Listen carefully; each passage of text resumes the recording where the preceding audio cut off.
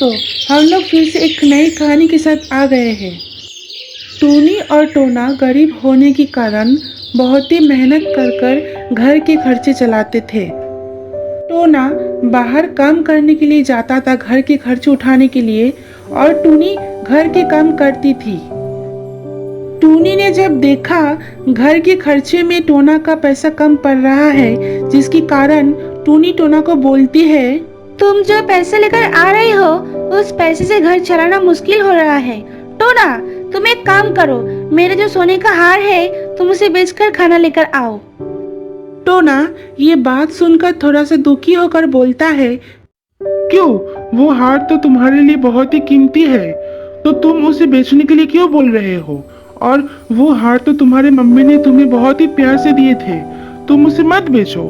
फिर टूनी बोलती है, तुम उस सोने का हार की चिंता मत करो, क्योंकि अभी हमारे लिए खाना बहुत ही जरूरी है। अभी खाने से ज्यादा जरूरी कुछ नहीं है। और तो और कुछ दिनों में मेरी बहन भी हमारे घर घूमने आएंगी, तो उसे कोई भी परेशानी ना हो, पहले से ही पैसे जुगाड़ करके रखने होंगे, क्योंकि वो बहुत ही अमीर और गुस्से वाली है। ये बात सुनकर टोना फिर टूनी से वो हार लेकर बेचने के बाद खाने का कुछ सामान लेकर आता है। टोना टूनी के दिन ऐसे ही मुश्किलों में कटते हैं।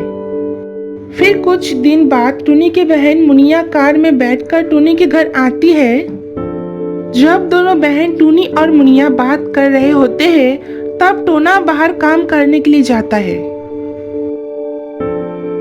टूनी मुनिया से पूछती है, कैसी हो तुम?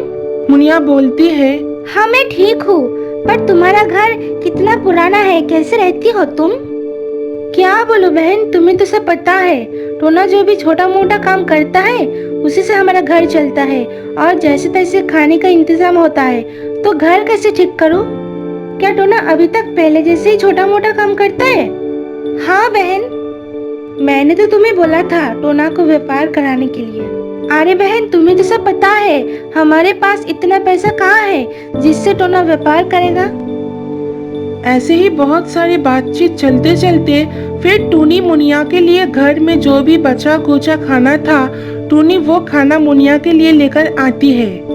ये खाना देखकर बहुत ही गुस्सा हो जाती है और बोलती है, टूनी, तुम मुझे ये खाना दे रही हो जिसे खाकर मेरा तबीयत खराब हो जाए। ये बात सुनकर बहुत ही दुखी हो जाती है। मुनिया को बोलती है, बहन, मेरे घर में बस यही खाना है जो मैंने तुम्हें दिए, तुम ऐसा मत बोलो।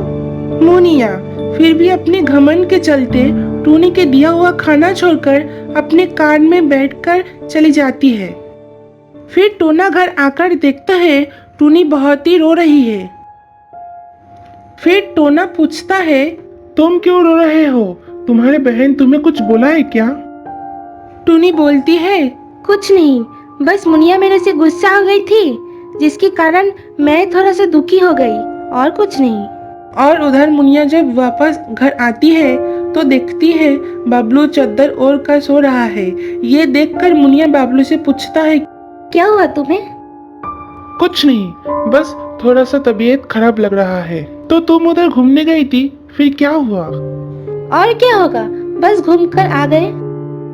इधर बबलू का तबीयत धीरे धीरे और भी खराब होने लगता है, जिसके कारण मुनिया को अपना कार बेचने पड़ा। लेकिन फिर भी बबलू का तबीयत ठीक नहीं होता है, जिसके कारण मुनिया का जो भी संपत्ति था धीरे धीरे सब बेचना पड़ता है।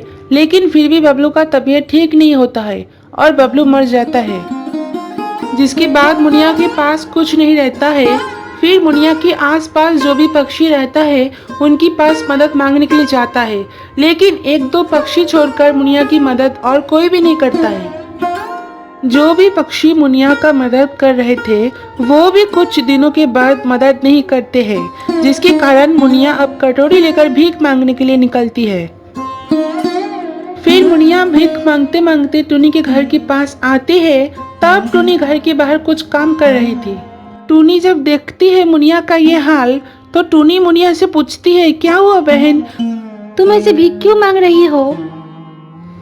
मुनिया रोते हुए बोलती है, क्या बोलो टूनी, बबलू का तबीयत खराब होने के कारण सब कुछ बेचना पड़ा, लेकिन फिर भी बबलू को ठीक नहीं कर पाए, जिसके कारण बबलू अब नहीं रहा।